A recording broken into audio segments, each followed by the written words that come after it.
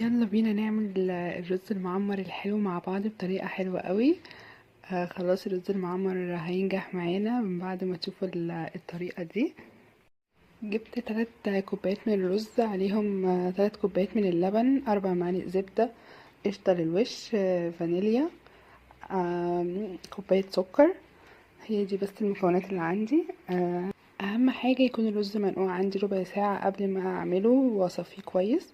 بعد كده هحطه في الطاجن او البايركس اللي عندي، هحط عليه الزبده واغلف الرز بتاعي كله بالزبده عشان يطلع مفلفل كده وحلو. تاني تركه كده عشان الرز بتاعي يطلع مستوي، عشان في ناس كتير جدا بتشتكي ان الرز مش بيبقى مستوي. هغلي اللبن، هيبقى مغلي، وهحطه على الرز بتاعي وهو مغلي. بس اهم حاجه هدوب في اللبن وهو سخن كده السكر، واحط فيه الفانيليا. وبعد كده هحطه